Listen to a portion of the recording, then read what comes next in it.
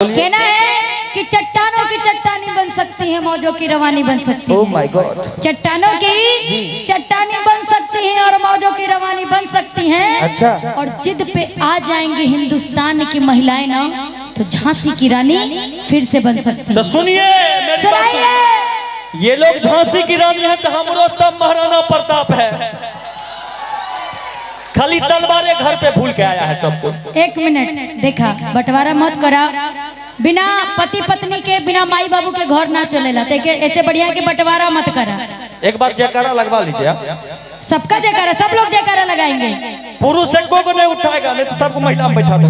बोल बा लगाइए, देखिए कितना दम है। आप बोले झांसी की रानी है, काहे नहीं है? तो हम हूँ महाराणा काहे प्रताप नहीं है, देख लीजिए। आपको पता है अभी 20-25 को रिश्तेदार घरे पहुंच जाए, अगर 2 गो माई बहन घरे बाड़ी ना, तब 20-25 को आदमी के खाना बना दी है। लेकिन अगर 2 जन घरे बाड़ा ना, 20-25 को आदमी पहुंच जाए, तो फिर हाय हाय हो। सुनी ना, हाय हाय। यहाँ ये पूर्णिया शिविर है, निःशुल्क सेवा शिविर। पीछे महिला नहीं पुरुष खाना बनाते हैं, जाके क्यों नहीं? अरे इतने लोगों का खाना पुरुष ही बनाते हैं। एगो बात बतावा। ताली बजा दीजिए। बस बस बहुत ज्यादा बरजेश भैया बोल बम। रुकिए, बोल बम के महाराज। साल भर तू लोग बनल खैबा मेहरारू के, आ 1 महीना बना लेता रहा तो बहुत बड़का काम बा। 1 महीना में सब कुछ होखेला। बोल बम। चला ठीक बा। देखी अब हमार बात सुनी। सुनावा। लड़का कहता का कहता लइके कहबे कोई बाबा भोले बहादुर। देखी लड़का कहता कि बाबा बढ़ गइल मोर परेशानी, आ उनका चिंता में विनती करतानी, हेराई गइली लभर हमर बाबा हो, भुलाई गइली लभर हमर।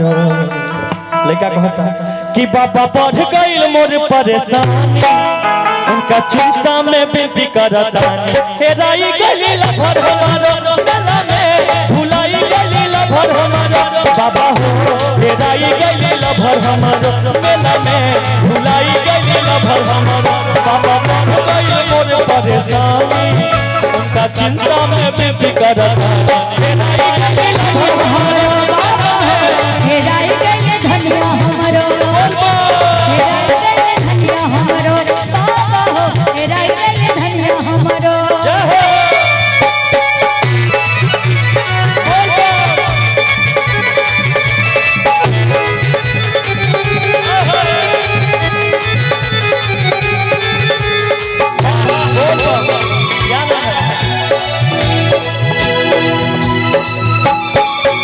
और हमारे युवक आपके तरफ से बहुत सारा आशीर्वाद के बाद आवेला तो हम रुक जाता नहीं। काहे भोले बाबा के कृपा से मन में श्रद्धा आइल बा।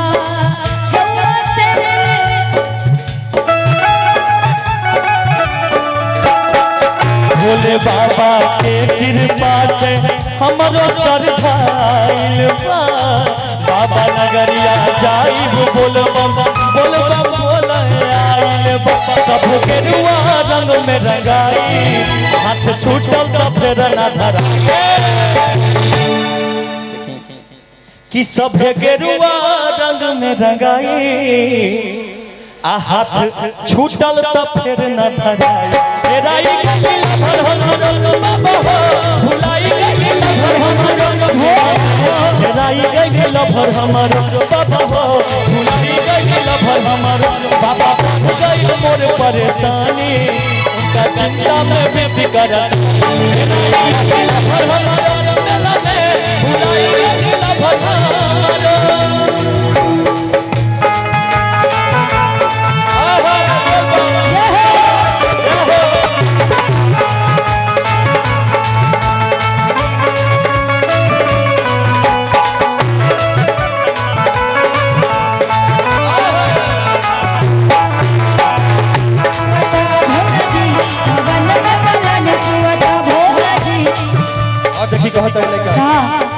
कहत रहे और वरदानी, केहू कहे कल्याणी जी,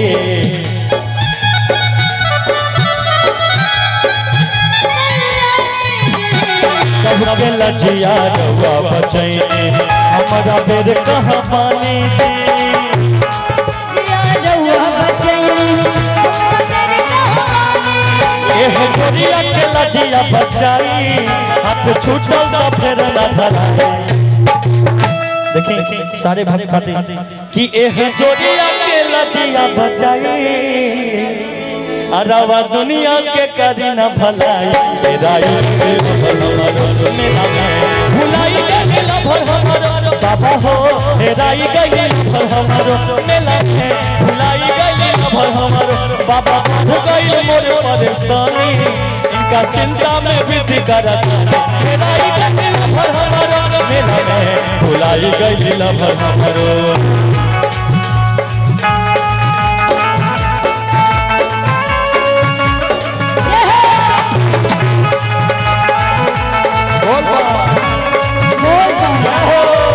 शिव शंभू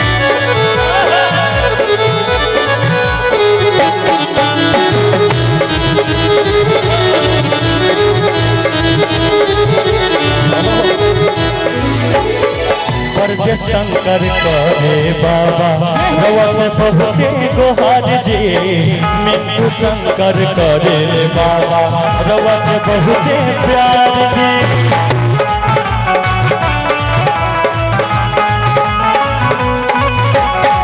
अलमोला के करे बाबा रवत बहुते गोहार जी सब कोई बाबा पूछे लगो होंगे करे सभे प्यार जी।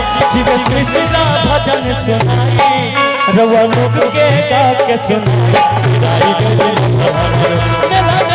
भुलाई गइल भर हमरो बाबा हो राई गइल भर हमरो मेला में भुलाई गइल भर हमरो बाबा हो गइल मोर परेशानी उनका चिंता में वृद्धि करत